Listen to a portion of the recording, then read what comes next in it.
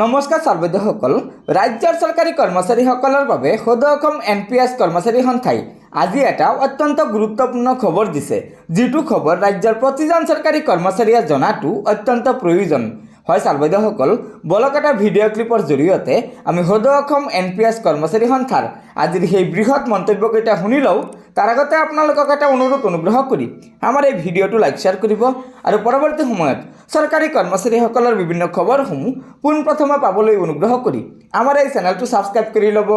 নাচৰবান্দা যে আমাক OPS লাগিবই তাৰ কোনো তাত কি হৈছে ন্যূনতম পেঞ্চনখিনিও এজন কৰ্মচাৰীয়ে নাপায়।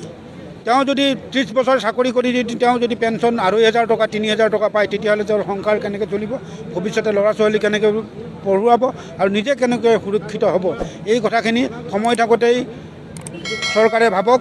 আৰু এটা কথা চৰকাৰখনে জানি লোৱা উচিত যে বিশ্বৰ প্ৰথমতে য'ত বলিভিয়াত NPSখন প্ৰৱৰ্তন কৰিছিল, আজি বলিভিয়াৰ চৰকাৰে কিন্তু NPS বাতিল কৰি OPS প্ৰদান কৰিছে। গতিকে এই কথাবিলাকো চৰকাৰে জানক। গতিকে চৰকাৰে আমি সময় থাকোঁতে আমি ভাবিছোঁ OPS প্ৰদান কৰক, কৰ্মচাৰীসকলক সুৰক্ষিত কৰক, কৰ্মচাৰীসকলক স্বাচ্ছন্দ্যে কাম কৰিবলৈ শক্তি দিয়ক। আৰু এই শক্তি কৰ্মচাৰীসকলৰ শক্তিখিনিয়েই কিন্তু চৰকাৰৰ শক্তি, আমি সেইখিনিকেই আমি জানো। আৰু চৰকাৰৰ অবিচ্ছেদ্য অংগ কৰ্মচাৰী সমাজক প্ৰবঞ্চনা কৰি চৰকাৰ চলিব নোৱাৰাটো স্বৰূপ, আৰু সেইখিনি কথাই আমি চৰকাৰক পুনৰবাৰ আজি সকীয়াই দিছোঁ। কৰ্মচাৰী হিচাপে আমি পেঞ্চনৰ কামৰ লগত পেঞ্চনৰ কামৰ লগত আমি সম্পূৰ্ণভাৱে জড়িত। পেঞ্চনৰ আমি ইমানখিনি বয়সতে পেঞ্চনখিনি কৰি মেলি আমি গম পালোঁ OPS কিমান দৰকাৰী। ৰিটায়াৰ এজন মানুহে অৱসৰী জীৱন যাপন কৰাৰ সময়ত কিমানখিনি টকা পায় আৰু লগতে কিমান পেঞ্চন পায়, আমি সেই অংকবোৰ কৰোঁ।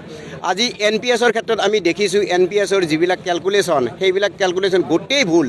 কোনোবাই যদি প্ৰতিপন্ন কৰিব বিচাৰে যে NPS সত্য, NPS ভাল, তেতিয়া আমি অসম চৰকাৰৰে হওক বা দেশৰে NPS যিবিলাক আমি এতিয়া কৰি আছোঁ NPS নালাগে যিবোৰক আমি প্ৰমাণ কৰি দেখুৱাম যে OPS ভাল, OPS লাগু কৰক, OPS লাগে।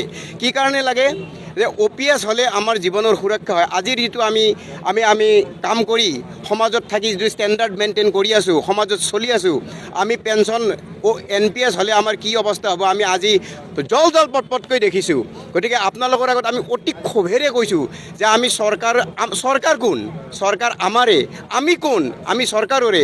গতিকে কোনোবাই কৈছে যে চৰকাৰৰ ব্যক্তিসকলে এনেকুৱা ধৰণৰ পেঞ্চনৰ ব্যৱস্থা কৰি লৈছে, কোনোবাই লওক, তেখেতসকলৰ সুবিধা আছে, কিন্তু আমিও প্ৰতিবাদ কৰিছোঁ যে আমাৰ ভৱিষ্যত সুৰক্ষিত হোৱাৰ কাৰণে, মোৰ ল'ৰা ছোৱালীৰ ভৱিষ্যত সুৰক্ষিত হোৱাৰ কাৰণে আমি কি কৰিব লাগে, সেইকাৰণে আজি আমি সমবেত হৈছোঁ। গতিকে সৰ্বদসকল এয়াই আছিল আমাৰ ৰাজ্যৰ NPS কৰ্মচাৰীসকলৰ বাবে আজিৰ বিশেষ খবৰ। আশা কৰিছোঁ আপোনালোকে এই ভিডিঅ'টোৰ জৰিয়তে কিবা এটা কথা জানিব পাৰিছে।